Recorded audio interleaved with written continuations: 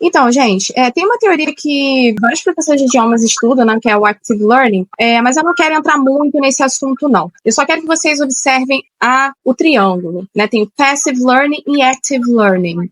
Então, Passive Learning é quando você lê, ouve, algumas imagens são mostradas, quando você assiste uma demonstração, qualquer coisa do tipo. E Active Learning é quando você participa ativamente de uma oficina, por exemplo, né, uma oficina de escrita criativa, né, quando você tem que mostrar o seu texto para as outras pessoas, você está aprendendo ativamente. Quando você escreve também, fala, né, tudo isso é Active Learning. Então, a maior parte do que você aprende é de maneira ativa, só que você também tem que fazer de maneira passiva para você conseguir fazer de maneira ativa. Então, como é que é isso? A minha ideia seria, toda vez que você está desempenhando uma habilidade que é passiva, fazer alguma coisa ativamente. Por exemplo, eu leio um livro, não sei todas as palavras que estão naquele livro, então eu vou marcar, né? Tem uns adesivinhos hoje em dia que você marca as páginas, e aí você vai lendo o livro. Primeiro você tem que se testar para ver se você vai conseguir ir além ou se é uma leitura muito difícil. Se for extremamente difícil e for desgastante para você ler, é melhor você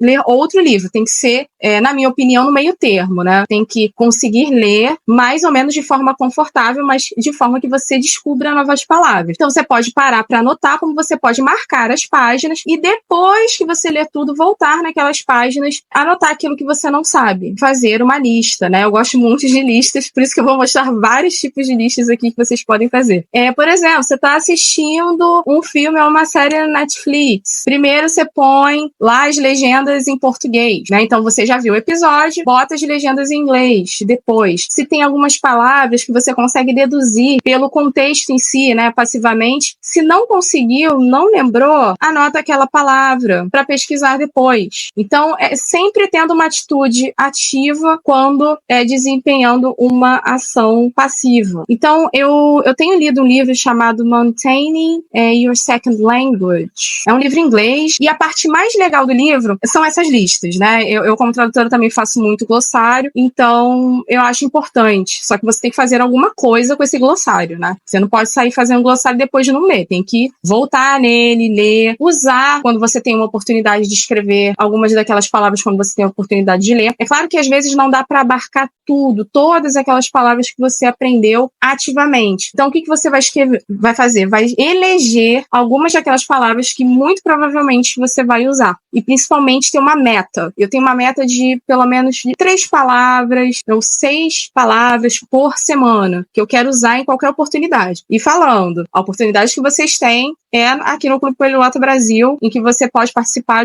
das conversações, né, pelo nosso grupo, falar, né, ter essa oportunidade de falar e usar aquelas palavras que você anotou na lista que eu vou dizer para você. Então, olha, faça listas de afazeres, né, o que você tem para fazer hoje, ou no caso amanhã. Pega o papel, ou pelo menos o bloco de anotações do seu celular, e escreva, né, essas aqui são dicas de escrita, né.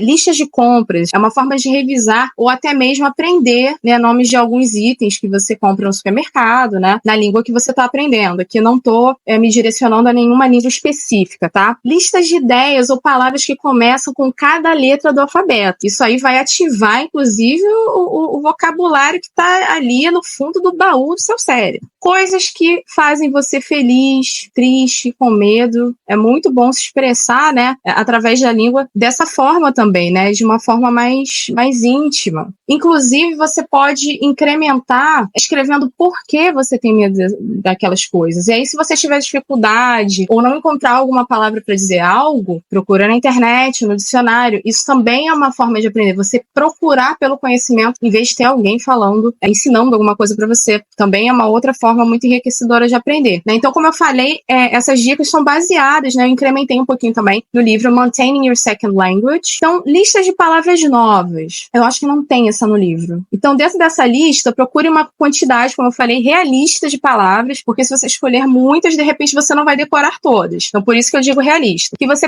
pretende usar no seu vocabulário, seja ao escrever e ao falar também. Listas de palavras e frases favoritas. Tente escrever também como e quando e o porquê gostar de tais palavras e frases. Pode ser uma lista de frases também. E aí é uma forma de você escrever mais e praticar mais a língua. E provavelmente também falar sobre isso. Listas de objetivos, né? Seja a longo ou a curto prazo. Né? Qual é o objetivo que você tem para a semana que vem, para o mês que vem, para o ano que vem?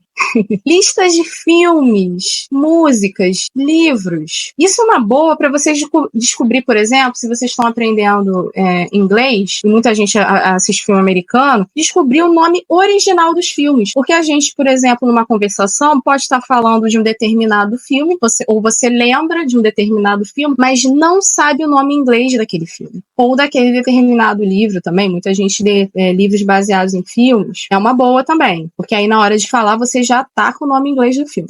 Você também pode incluir aqueles que pretende ver, ouvir, né, ou ler na língua que pretende praticar. Isso é uma boa também, fazer uma lista de livros, filmes, enfim, séries que você pretende assistir para continuar praticando, tá bom? Por hoje é só.